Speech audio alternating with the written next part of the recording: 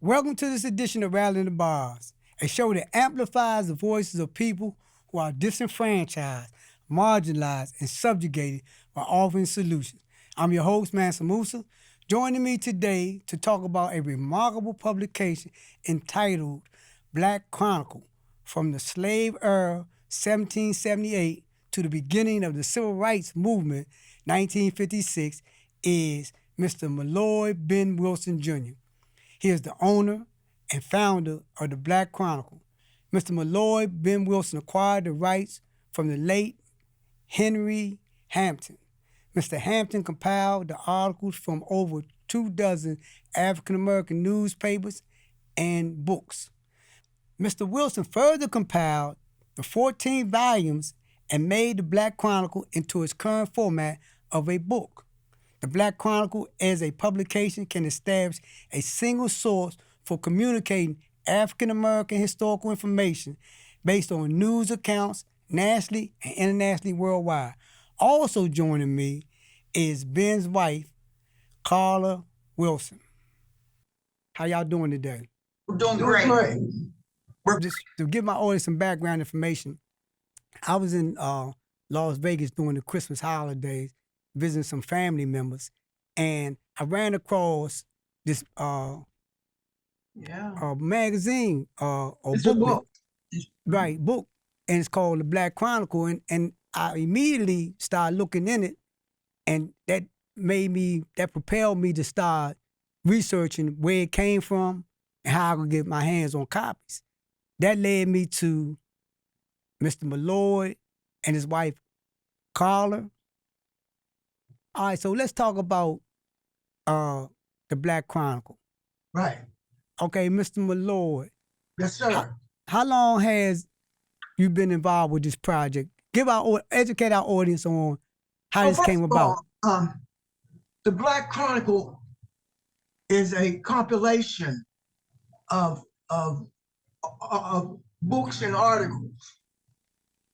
It stemmed out of the great late Henry Hampton had these articles, and I'm from Pittsburgh, Pennsylvania. Right. And I was walking up to see my mother, and a friend of mine's son had a copy of a news.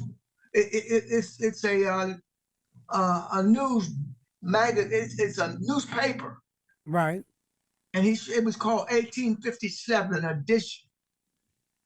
And to make a long story short, he showed it to me, and I told him, take it home because it might be worth something. It may be worth a lot of money. Right. So he took it home, and for a year I hadn't heard from him.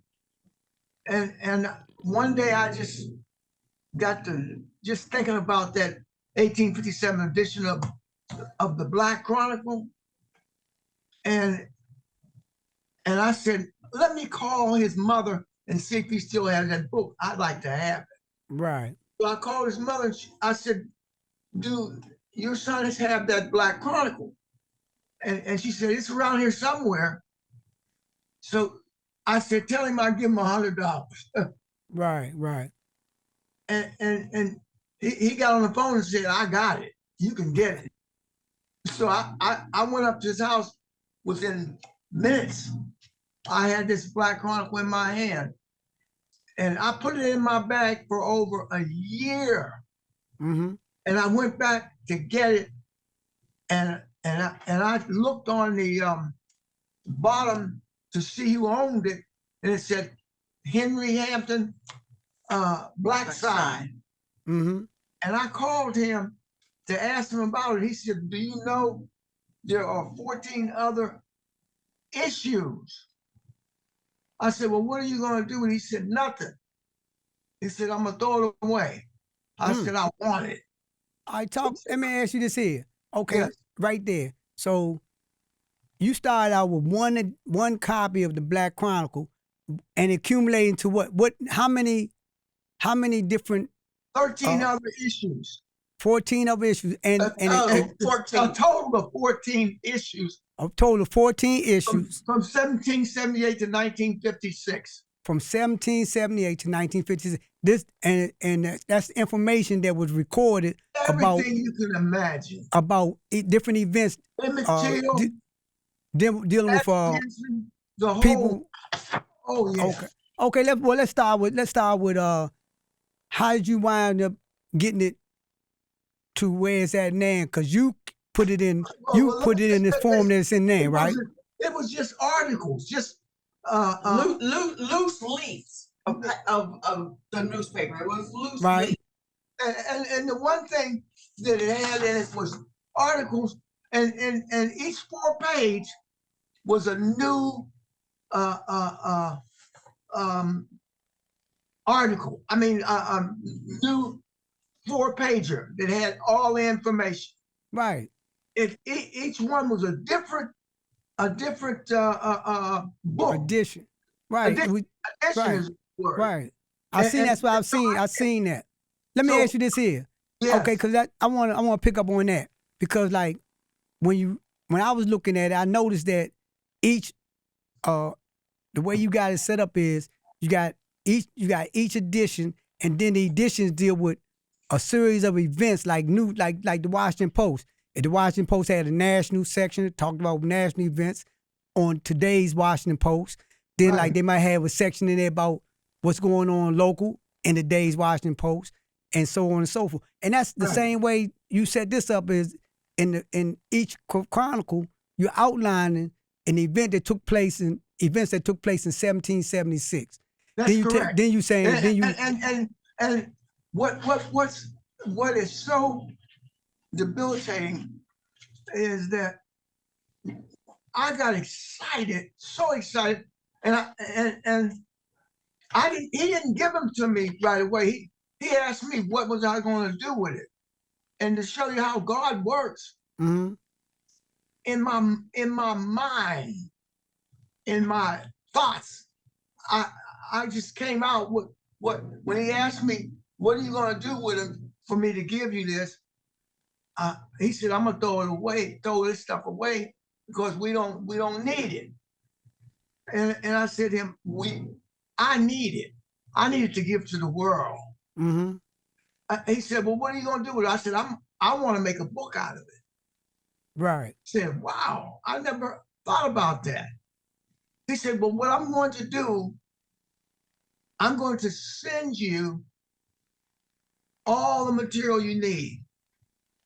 So it took me 5 years to convince him. Every day, my wife can tell you, every day for almost 5 years, it's about 4 years and some change, that I called this man.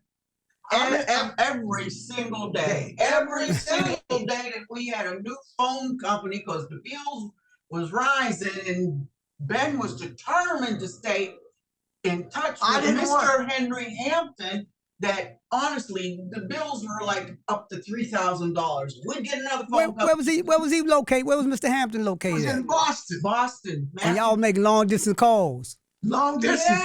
Yeah. That's when Ben is persistent. That's when long distance costs you a no. That's also give our audience an understanding of how much time and energy went into.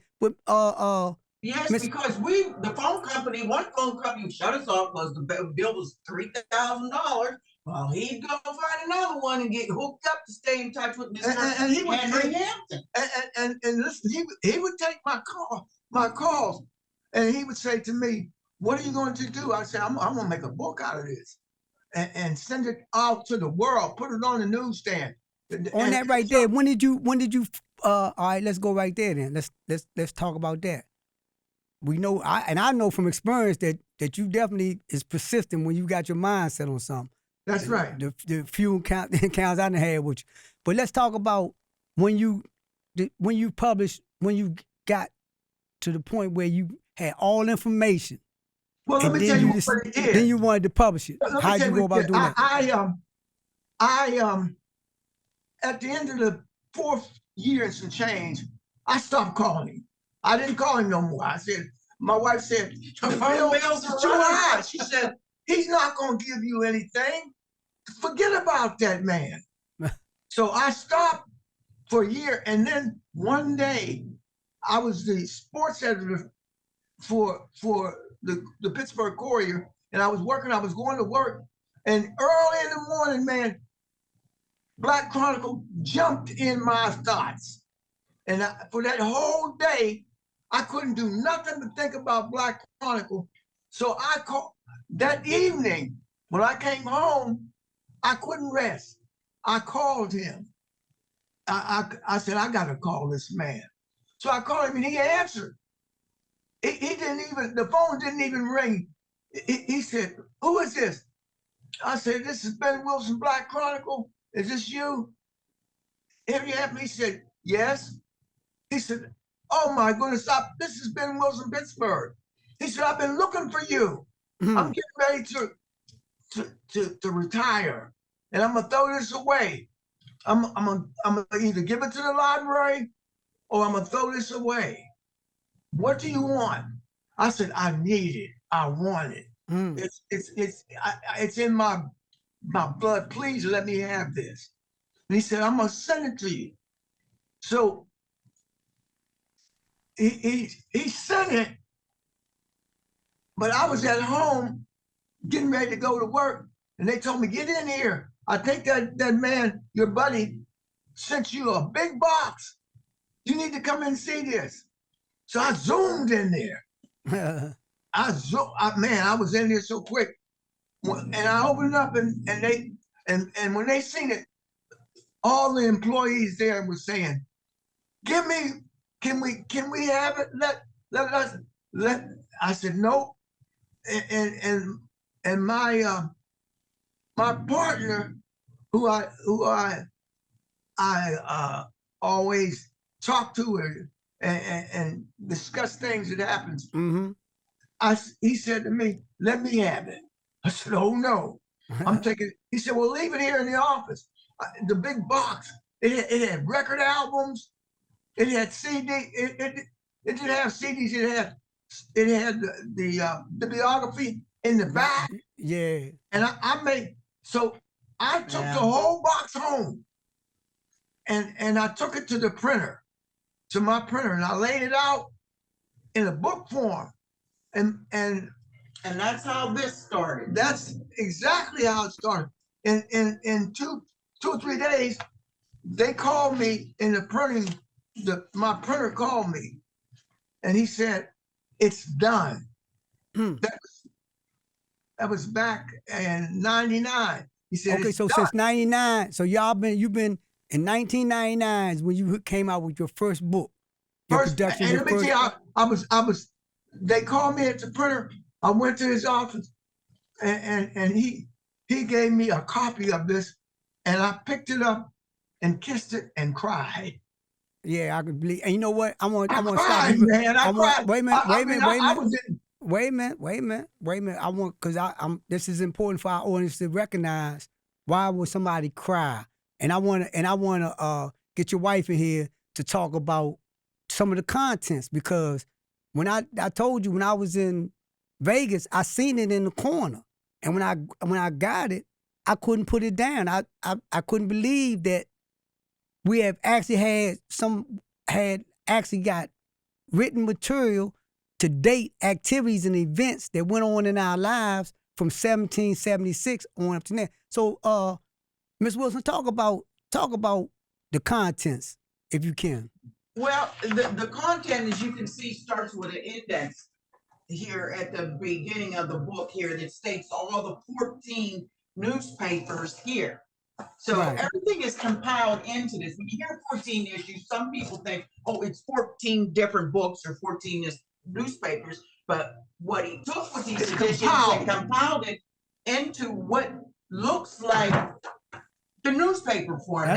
That's right. The pages kept the same originality of it. That's right. Will never change because some people say it's an awkward size. Well, But Right. it takes away from the authenticity That's right. of the newspapers. no, I want it to be exactly. Let me just cut it in for a minute.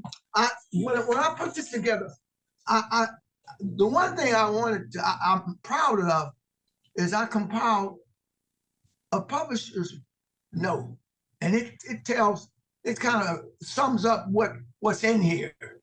It talks about slavery to the beginning of the civil rights movement. Right. And then we go on to the first issue. Flip the page. What date does that say? That date on there is 1778, February 26th. That's when it starts, 1778. And Yep. the last story in the book, I felt like this is the one that would captivate everybody in the world. Emmett Till. Mm-hmm. And matter of fact, when I was on radio in Pittsburgh here, she was on the radio and I happened to talk to her. Who, the mother? The mother. The mother. His Yeah, mother. the mother. Yes, indeed.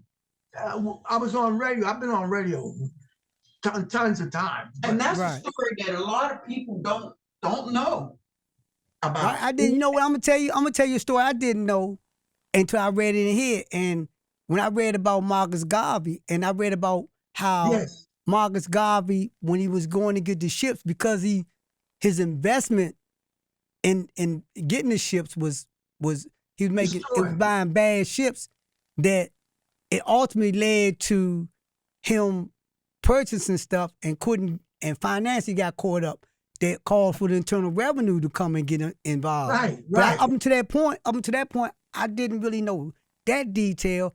But in the Black Chronicle I tell give you what I didn't a know. detailed information of it. I didn't know Matthew Henson was the first person, not just Black person, but the first person To touch foot. foot on the tip of the North Pole. I didn't either. We was taught where I come from was with William Perry. But Right. William Perry. They credited William Perry. William All right, Perry no, said- let's talk right where we at right now, because now we're going into, like, I want y'all to talk about why this work is important and how people should why people should Let me tell you support why y'all the main and why they reason should support y'all, why they should support let me this. just explain why I felt like God had given me something that nobody else had. Come on. And the reason why I'm saying that is because we got all kinds of people in here Yeah. that did things that nobody else could do. Nobody could walk on the face of the North Pole. Emmett Till couldn't have went through. I couldn't imagine what he went through. So what I'm saying to you is, when you read these stuff, the reason why this book is so important Come on. is because we as a Black people have a history of things that we did that made this world what it is today. That's right. We're the link to all the stories that happened. And That's so if we don't tell our kids, and their kids, and white folks, we need to tell them. We need to tell white folks, this is what you did. Mm. And this was real personal for me. Yeah. Because Why was that? Why was where that? my ancestry lineage fell, the truth wasn't told. Where I went to school, there was no Black history. I cried when I read a couple of these stories because Absolutely. because we weren't told the truth.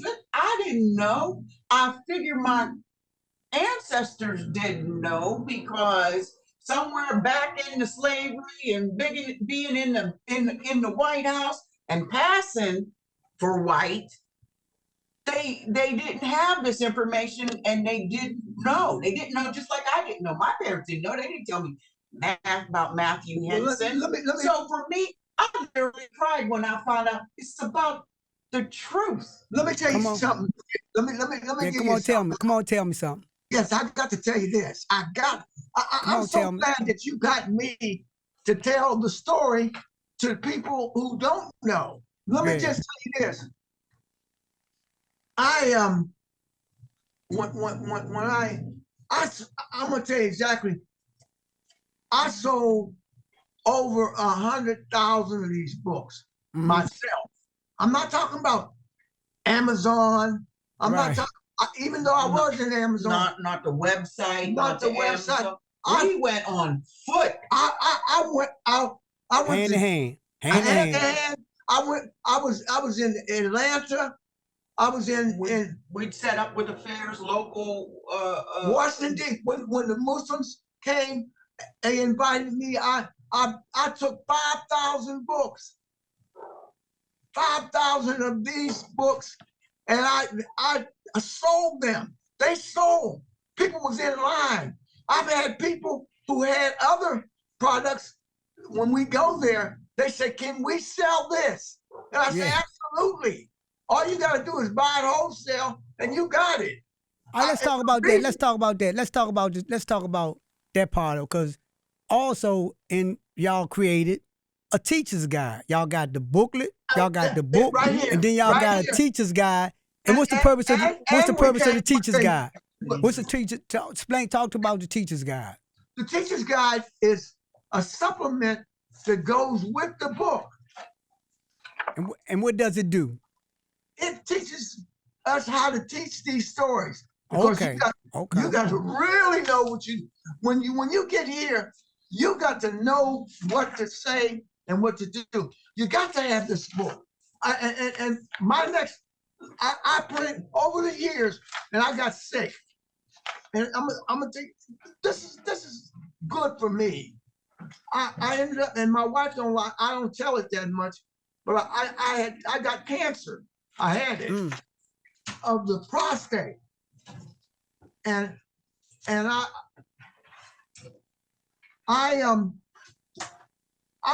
had good doctors, and I overcame that.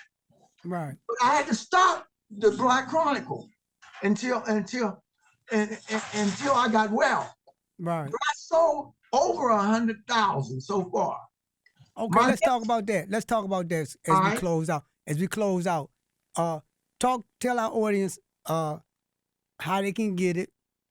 Okay. What the cost is, and how they can get in touch with y'all. We're on Amazon now. I put that on Amazon. The book is $25 on Amazon. Also, we're on the website, blackchroniclebook.com. Right. And the teacher's guide is available too, also for $50.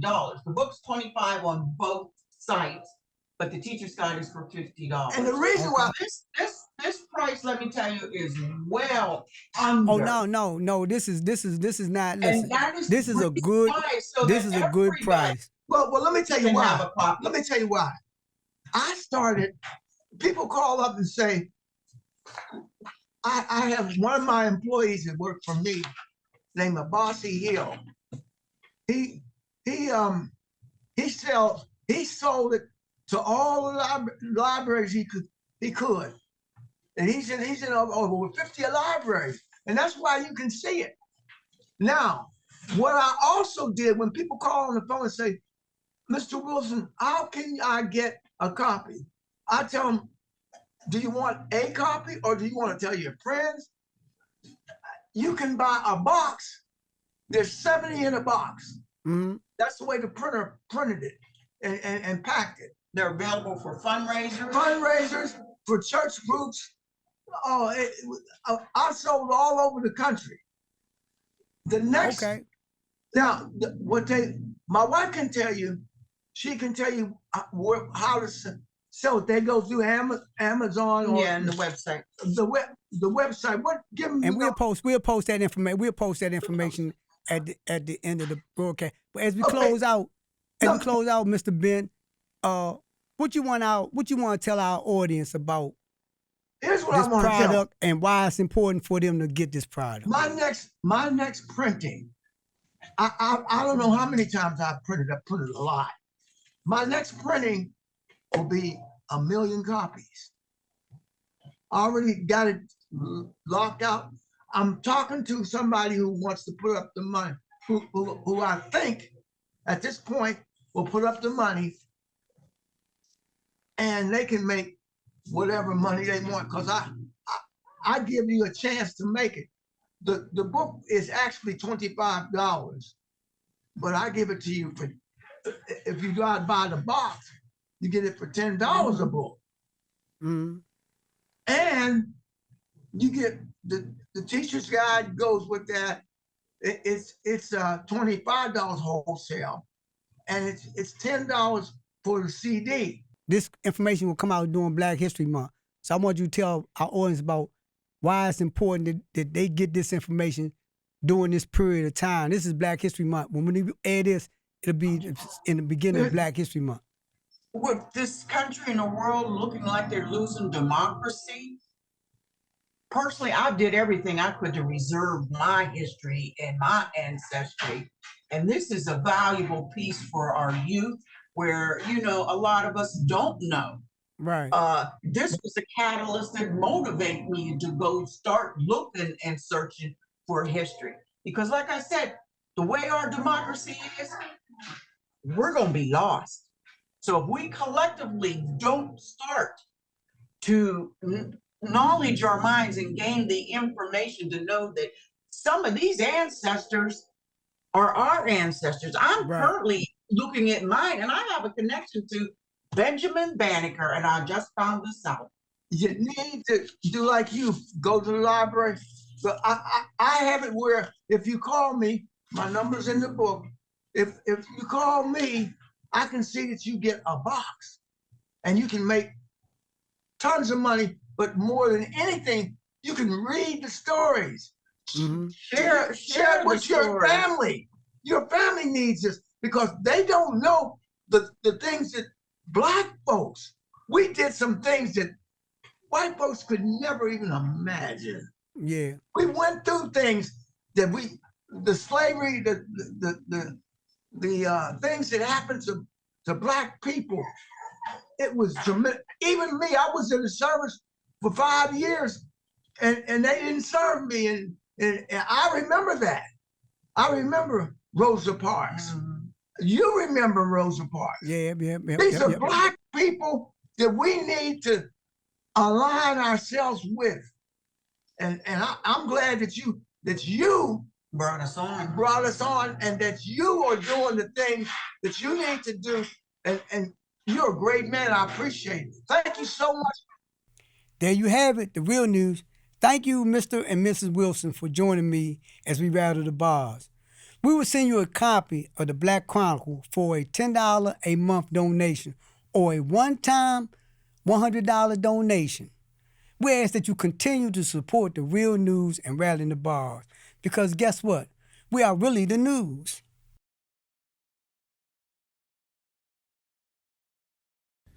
Thank you so much for watching the Real News Network, where we lift up the voices, stories, and struggles that you care about most.